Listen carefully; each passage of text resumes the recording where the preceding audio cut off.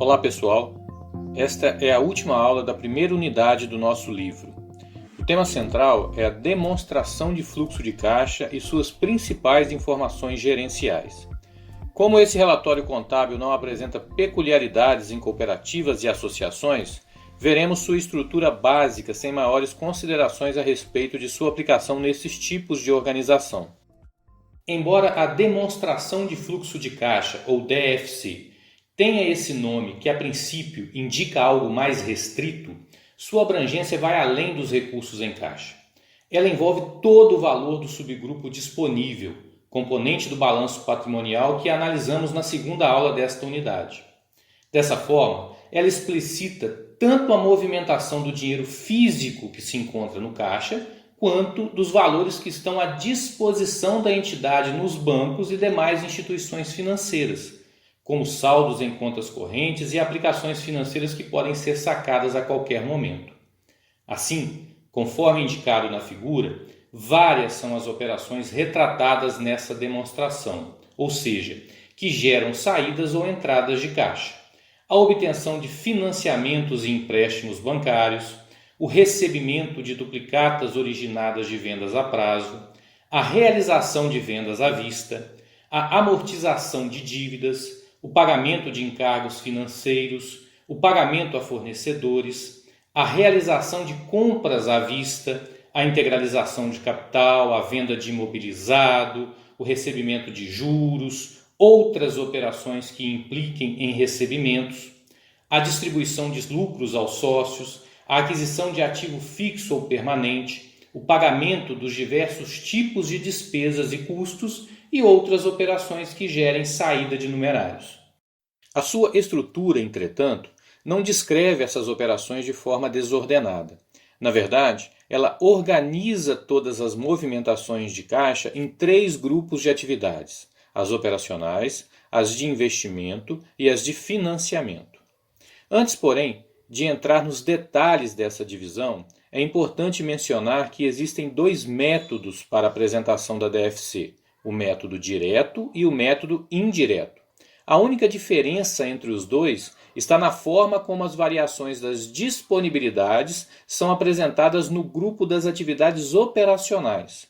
No método direto, essas variações são descritas uma a uma. Já no método indireto, chega-se ao mesmo valor total, só que de forma mais resumida, partindo do resultado do período.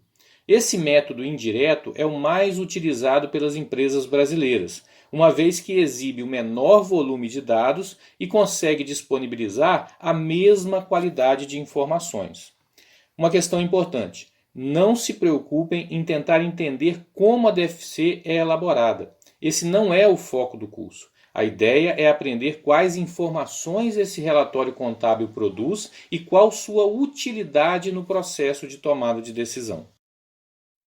A pergunta básica, então, é: por que dividir as movimentações de caixa nessas 3 atividades? A explicação é simples. Essa organização permite identificar a principal razão das variações no caixa do empreendimento e, consequentemente, ajuda o gestor a avaliar a situação de forma mais analítica. Vamos explicar com um exemplo. No balanço patrimonial apresentado no slide, a DFC se encarregará de explicar a variação sofrida pelo disponível no mês de maio do ano de X0.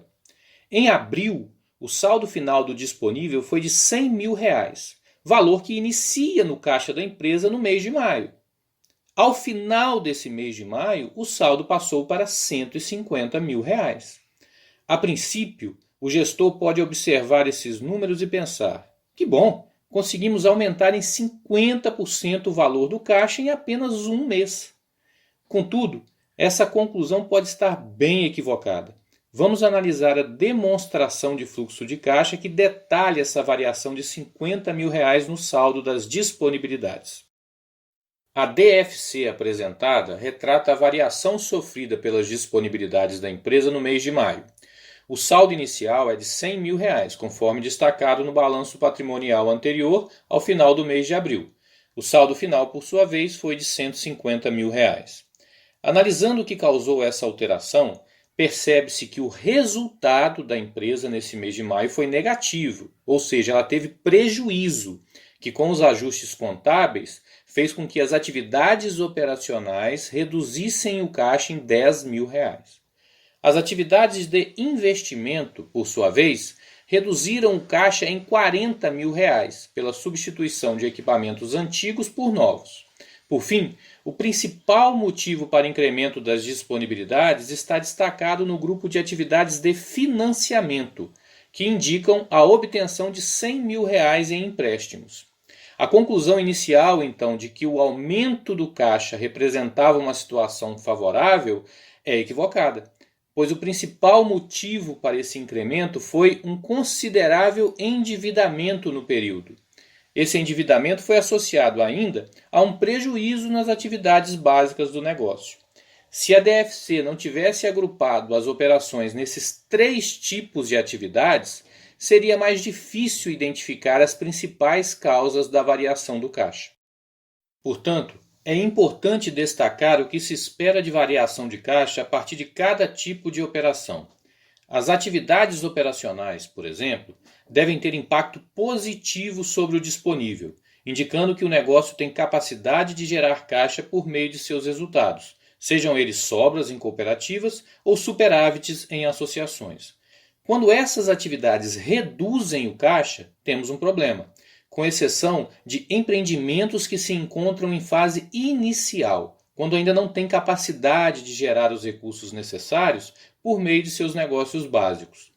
Também pode haver consumo de disponibilidades em períodos em que estão sendo realizados investimentos expressivos, sobretudo em razão do aumento da necessidade de capital de giro para alcançar as metas propostas.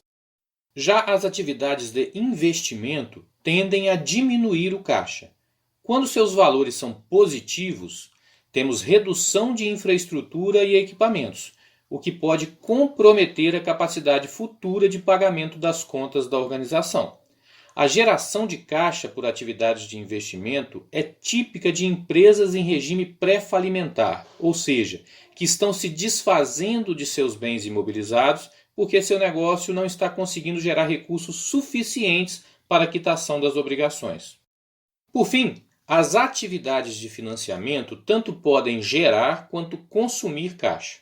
A geração de caixa se dá normalmente em fases de expansão das atividades, quando a empresa está buscando recursos com terceiros para financiar seus investimentos.